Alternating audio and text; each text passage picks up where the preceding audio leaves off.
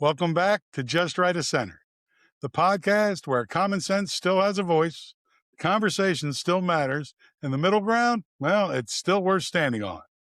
I'm your host, John, a moderately conservative man who believes in honest talk, steady perspective, and finding clarity in a really noisy world. Let's get into it. Hey, Republicans, are you scared yet? You should be.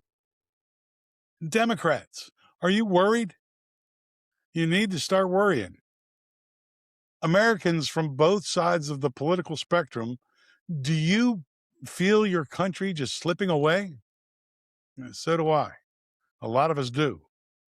And today, we're going to talk about something that we can all do together to secure a brighter future for our nation. But it's really not so much something that we can do. It's more about what we must not do together. At a time when we as a nation are more divided than we ever have been before, when the far left and progressives and the far right battle through social media and mainstream media, villainizing the other party and casting aside the vast majority of us that reside somewhere in the middle, there's never been an issue where we absolutely need to come together more than this. Today, we're going to dig into a concern that is becoming more and more common across our country and more dangerous to all of us: the rise of democratic socialism. What it is, what it claims to be, what it historically leads to, and why we all need to see it as a dangerous path. We're going to take our time with this one because the stakes are high and the patterns, well, they're real.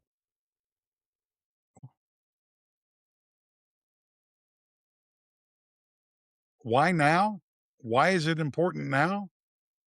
Well, we are less than 100 days away from the midterm elections.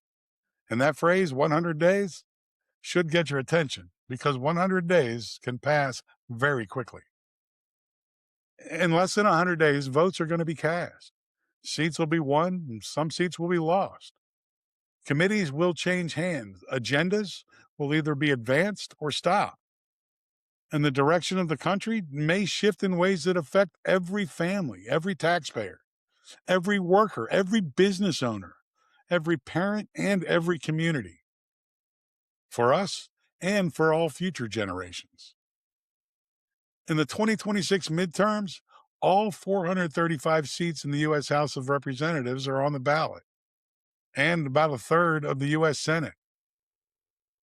So this is not a small election. It's not a throwaway election.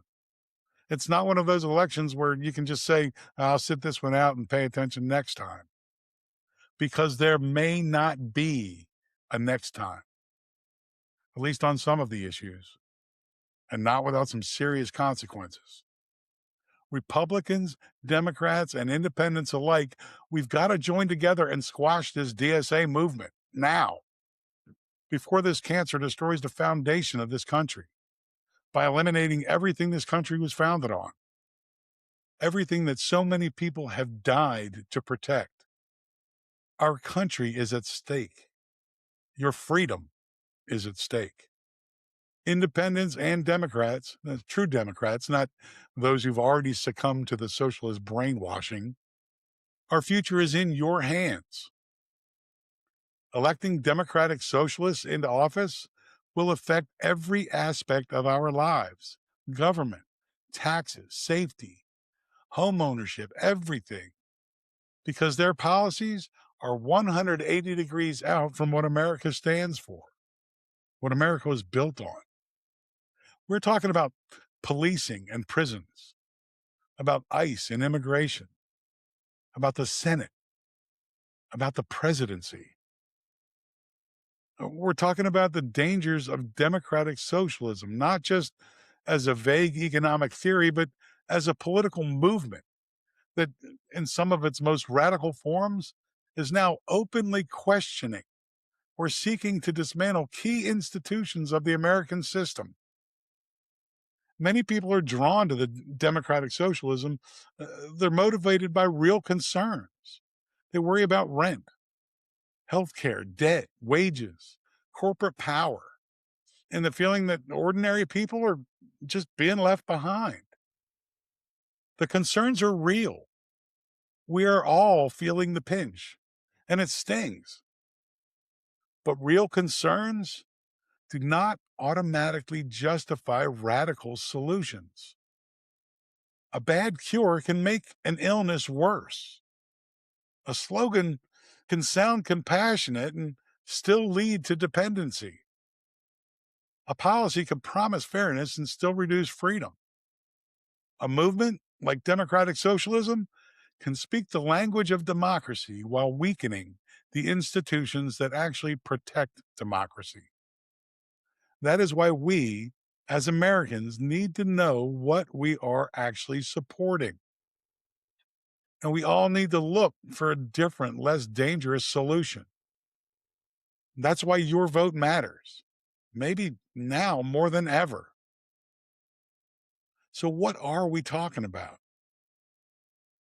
Democratic socialism, it's presented as a softer, more humane, more democratic version of socialism, a blend of democracy and socialism, if you will, a system where we have more government provided services, a way to reduce inequality through a fairer economic model. Supporters, they say they want fairness, equality, public control, worker power, universal services, and a system that puts people over profits. It sounds great. Supporters argue that it's different from traditional socialism because we still have elections. Private property still exists, at least at some level, and the government doesn't fully control production. But that's the pitch. And on the surface, it sounds pretty comforting. It sounds pretty damn good, actually, especially to younger voters who feel the most squeezed by our current economy. Many voters hear democratic socialism and they think they're simply talking about roads or schools, Medicare, Social Security, or helping poor people. But that's not the full meaning, not even half of it. There's a difference between a safety net and having government directed economy. There's a difference between helping people and making people dependent on government programs. There is a difference between regulating capitalism and replacing capitalism.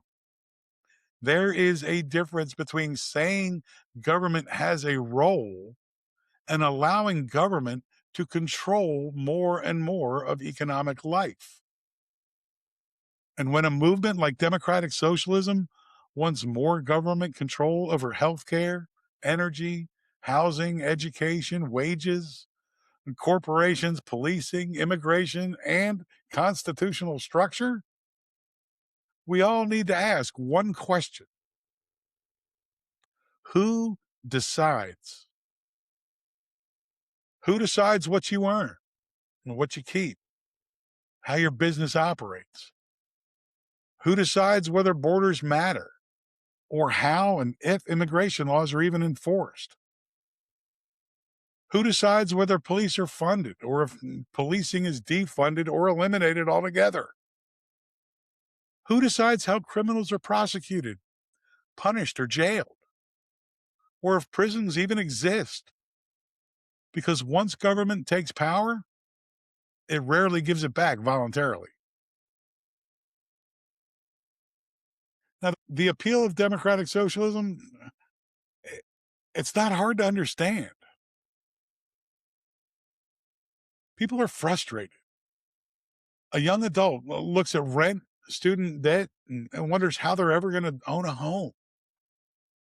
A parent looks at groceries, gas, medical bills, childcare, and wonder how much more can the family budget take. A worker looks at corporate profits and feels forgotten, cheated. A retiree watches inflation eat away at savings and wonders if everything they've worked for years is suddenly out of reach. A small business owner, taxes, regulation, insurance, and labor costs rise year after year, and they wonder how much longer they can survive. So when a politician says, we'll make it fair, people listen. When they say, we will make healthcare free, people listen. When they say, we will cancel debt, people listen. Or we will tax the rich and give power back to the people. People listen. And it sounds great. But we all need to understand the difference between emotional appeal and practical results. The question is not whether the problem is real. It is. We all know that. The question is whether the solution works. Because history is filled with movements that promised justice and delivered nothing but government control. They promised equality and created dependency. They promised liberation and built bureaucracy. They promised power to the people and concentrated power in the state. Democratic socialism, it starts with resentment towards inequality. And they tap into the pain we all feel in an attempt to blind you to the reality of what they really want. Their solution is always the same. More government power as the answer. More taxation, more regulation, more federal programs, more public ownership and less private ownership, more control over private enterprise, over local communities, more control over individual choices. And that's the danger. Government power does not become harmless because it uses compassionate language. Power is still power. And concentrated power, even when it's elected into office, is still dangerous. Let's take a quick look at some of the policies they want to implement. They want to defund and even eliminate police. Remember, these are the same far-left politicians who also want to take away our guns, our right to defend ourselves against a tyrannical government. So they want to allow the criminals free run of our streets and remove any means we have to protect ourselves. That doesn't sound very safe at all to me. We have laws in this country, and we need the police to enforce those laws. Yes, there are some bad officers, a very small number. There are far more good officers who put their lives on the line every day to protect us from the criminals who the democratic socialists want to let run free in our streets. Think about that. They want to end immigration enforcement and open our borders and grant citizenship to anyone. No vetting, no loyalty to our nation. Without borders, we have no nation. Without borders, we allow the worst of the worst to come into this country unchecked and either take or destroy everything that we as Americans have built as a country and as individuals. They want to take away private ownership. The American dream has always been to own your own home, to work hard, save money, and purchase a home where you can raise a family. I know it's getting harder and harder to achieve that dream, but that does not mean that we need to take the dream away and give power over our private property and businesses to the government. You work hard to support your family, not everyone else's. Free health care, free college, free childcare, free. There is no such thing as free. Someone has to pay for it. Someone has to foot the bill. They keep saying that they're going to tax the billionaires. Okay, then what? Then they tax the millionaires. Then the upper class, middle class, and then everyone else. We all end up paying more for far less. The Democratic Socialists of America, they want to eliminate the Senate. the Supreme Court of the United States and the presidency. I understand that they don't always seem to be working with our best interests in mind, but that's more because of the people that we put into office, not because of the office itself. I get it. Many of you don't like the president, but you don't like the person, not the office he holds. And that's primarily due to the mainstream and social media negative bias and hateful propaganda, more so than actual fact, but that's another episode altogether. Our nation was built with three branches of government, where checks and balances are used to ensure that government continues to work for the people, to keep government power in check, and to minimize the corruption throughout. And the Democratic Socialists of America, they want to eliminate two of the three branches and take half of the third. Think about that for a minute. If you think government is corrupt now, if you think they're working to benefit themselves at our cost now, what do you think is going to happen if we eliminate any checks and balances? If we eliminate any accountability they have? Honestly, it scares the hell out of me just to think about it. Here's where I just want to slow down just a little bit, because history may not repeat itself perfectly, but it does repeat itself. History is full of examples that we should learn from. The fact is that democratic socialism, it's a gateway to traditional socialism. It's a soft introduction to government control, a precursor to communism. Take Venezuela, for example.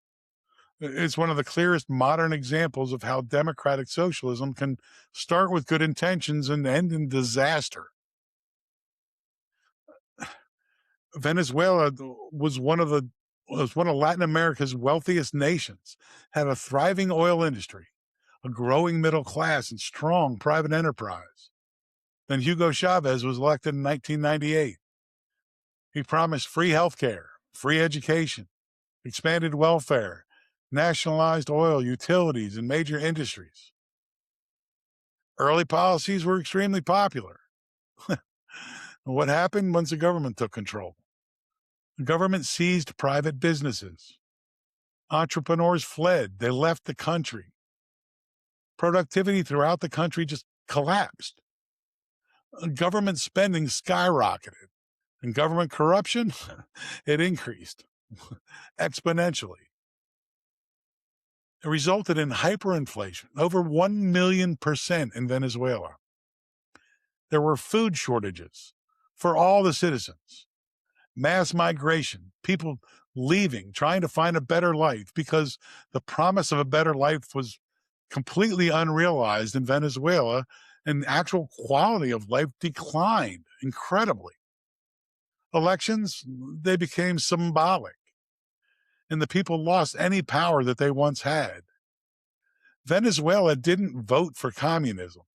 It voted for democratic socialism, and it slid step by step into authoritarianism. Chile is another example. In 1970s, they had democratic socialism, and it didn't stay democratic for very long. Salvador Allende, I believe his name was elected in 1970. He promised nationalization, land redistribution, price controls, all for the people. But once he took office, once democratic socialism took charge of the government seized farms and factories. They seized mines. They implemented price controls, which caused shortages in everything. Inflation soared above 600%. Foreign investment collapsed completely. And they ended up with a significant political fallout and social unrest. Violence erupted between political factions to the point where real military intervention against the opposition party was implemented. We don't have that now, regardless of what you think. They had military intervention against the opposition party, resulted in decades of authoritarian rule where people lost their freedoms. Chile didn't vote for communism, it voted for democratic socialism. But the economic collapse had opened the door to something far, far more extreme. Several Eastern European nations followed a similar pattern. Democratic socialists, the movement that gradually centralized power until communism became the default. Post-World War II governments promised worker protections and welfare. They nationalized industries and expanded state control. Opposition to the movement weakened. Media became state-controlled, and information available to the people, it was controlled and limited to what the government wanted the people to know. Elections were symbolic at best.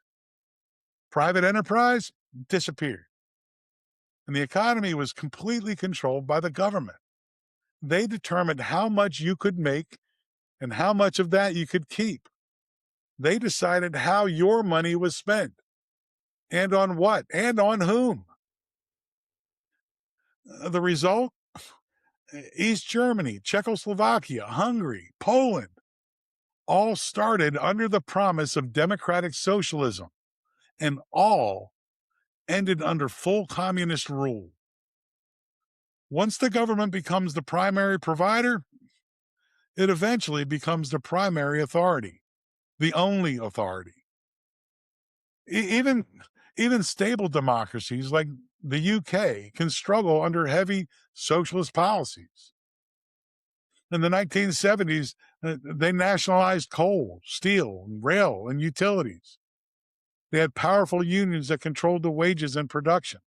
Governments set prices, resulted in strikes, which shut down transportation and power. Inflation went through the roof. National productivity collapsed. The turnaround and recovery through privatization and deregulation took decades. The UK didn't become communist, but it did show how Democrat socialist policies can choke an economy. And look at them now. They clearly didn't learn their lesson.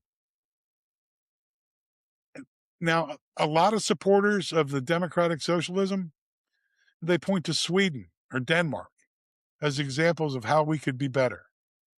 But these countries are not socialist. They're free market economies with low corporate taxes, private health care, private education, and no nationalized industries. Scandinavia only proves that you can have social programs without socialism. And some social programs are good because sometimes people just need a helping hand, and that's okay. But it is a very, very slippery slope.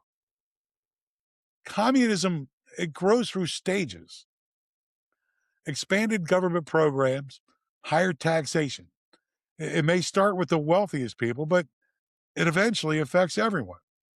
Centralized control, government control.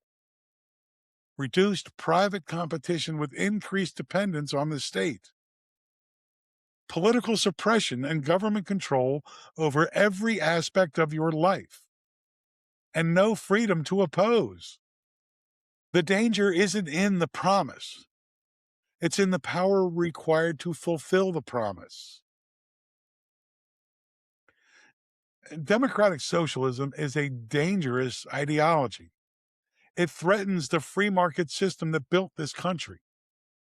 It concentrates too much power in the hands of politicians and removes power from the people, completely opposite of the promise they make.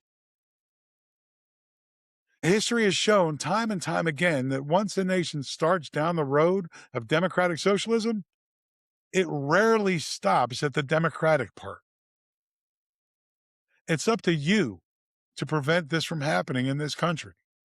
It's up to all of us, Republicans, Democrats, and independents. It's up to us as American citizens who love this country We need to do whatever we can to protect this great nation. Democratic socialists, they're winning Democratic primaries all over the country.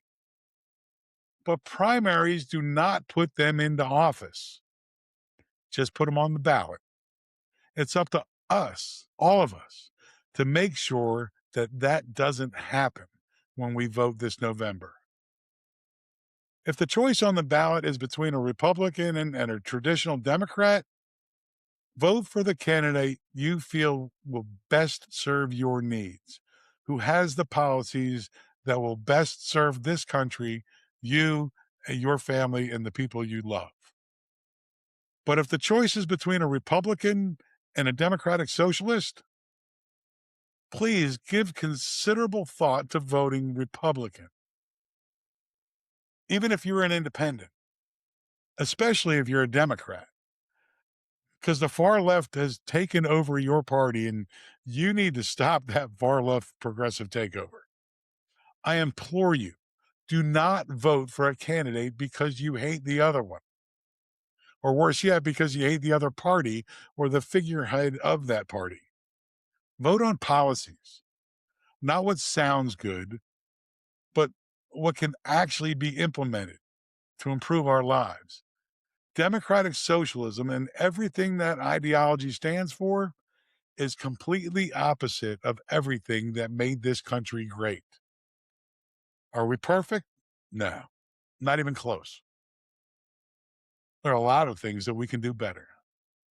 But democratic socialism is not the answer, no matter how pretty a picture they try to paint. Whatever your views, don't sit out the midterm elections. Don't hand your voice to someone else. Read, research, ask questions, and vote your values. Vote for this country. Your choices, the choices we make this year, will shape the next decade and could shape the future for our children and our grandchildren. If you're concerned about democratic socialism, if you truly love this country, then make sure your vote reflects that. Vote for love of country, not against hate for one party or one man. So thanks for spending a little time with me today. If you enjoyed the conversation, please make sure to follow me and subscribe, share it with a friend, and join me next time as we keep searching for that steady place. And as always, your opinion matters. Even if you don't agree with me, it doesn't mean you're wrong. I'm just right of center. Take care, stay grounded, and I'll see you next time.